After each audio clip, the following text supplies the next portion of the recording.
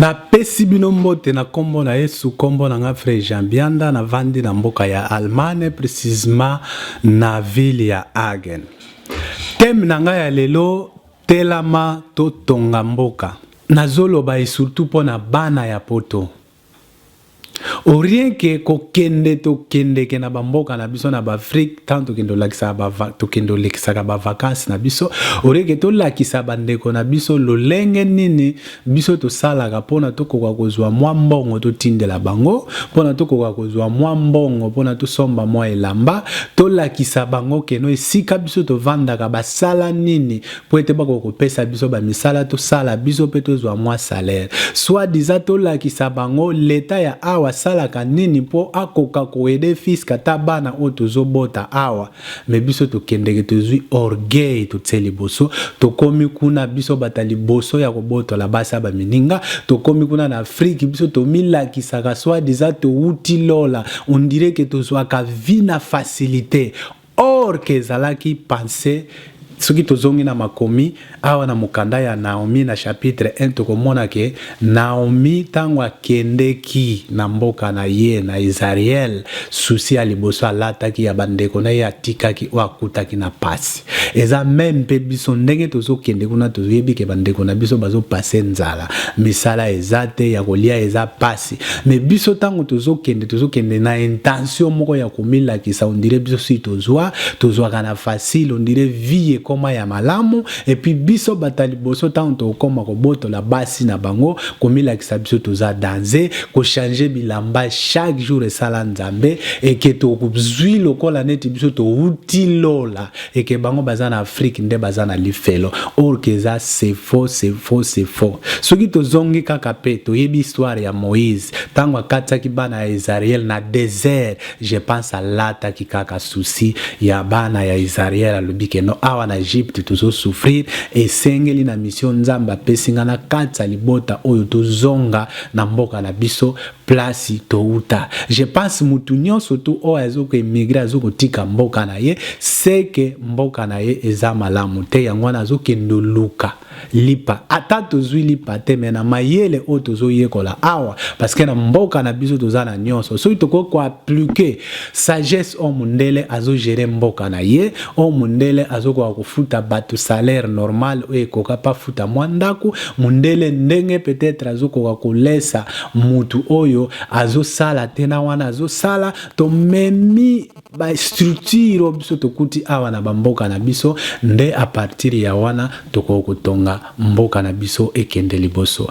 bandeko na ngai to lata souci ya bandeko na biso ba africain to tiki na bangola bandeko na biso ba africain bazana mboka Congo bandeko na biso ya ba africain o bazoko souffrir oke na tango o bazangi lipa ya kubula ezobeta bazobanga tango mbule ko beta na kobomba mawapi na bana bandeko na ba africain o bazo luka moye bana ba kota classe mbongo bafuta minerval bazana ngote mengana yo onzamba pesingo luto grâce tozo vivre pembeni ya mundele et que awa peza nango paradis te mais bazaka kandena mutema malamu envers bango moko yango ba pesi pe moi privilège biso to kokozwa lipa alo to lakisa simplicité wana to lakisa mutema malamu na bandeko na biso o bazana mboka ya Afrika nano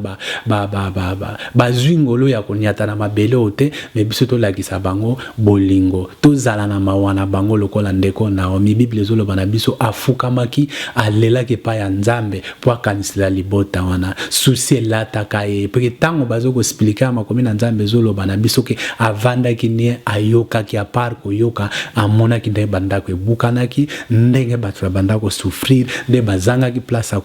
ya kulala ni elamba ya kolata mawa elata ki ye mais amikitisaki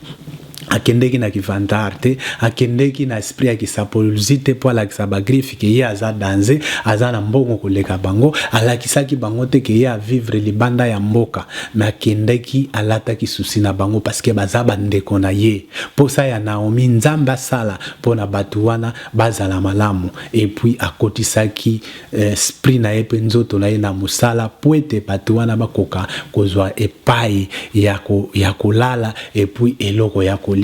yango nazotalisa na biso nyonso tu bana poto tozali awa totiki bamboka na biso bangola bakongo toya na poto mpona koemigre ata lelo tozwi bamillion te mais quand même mwa mayele o mundele alakisi biso soki tokoki koaplika ngo na bamboka na biso ekoede bandeko na biso ebele toza na ministre ya jeunesse awa tozomona neti na Allemagne tobenga bayunge ndam te bango nde bato basokipaka mpona makambo ya classe ya bana toza awa peut-être na social amt biso na Angola tobenga yango asuntu sociage eke mobola nyonso tu oyo aza na facilité ya kozwa lipa te akozwa plus au moins ta mois eloko moko boye ya kolia totala ndenge mundele aza ponctuel ayebi ke no soki mutu asali musala na fin du mois faut azwa salaire parce que faut futa facture faut futa ndako il faut somba lipa pona bana soki tozwi makanisi oyo toyekoli tozongi nango na mboka na biso je pense Angola ekokende liboso je pense Congo ekobonga yango na sengi na bandeko na ngai ya diaspora to changer pena mentalité na biso to changer façon ya kokanisela to tala ndeko Naomi na chapitre 1 verset 1 tina ba 5 ba 6 wana soko tangi mukanda wana oya komona lolenge nini mawailata kina motema ya ndeko wana lolenge nini Naomi doki abomi libomo na yenzala pona nzamba tala bana ya Israël pona nzamba tala ba Yuda dans le sens que ba se trouver plus ou moins na eloko ya kolia bongo ngana yo angolais ngana yo ndeko nanga congolais ndeko nanga angolais donc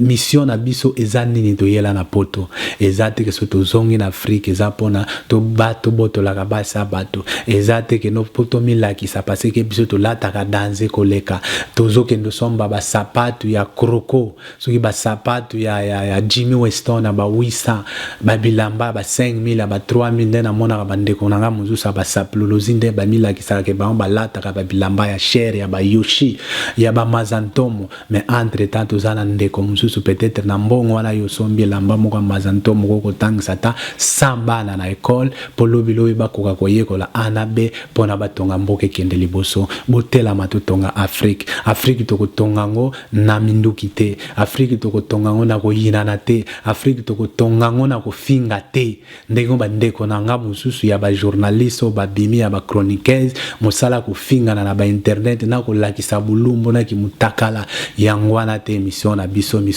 ya toyekola vraiment lolenge nini mundele atongi mboka na ye lolenge nini mundele azwaka mwalipa lolenge nini mundele azokoka ko avancer lelo soki totali tokendeka par exemple net na Angola indépendance depuis 1975 ti lelo tozana après près 41 ans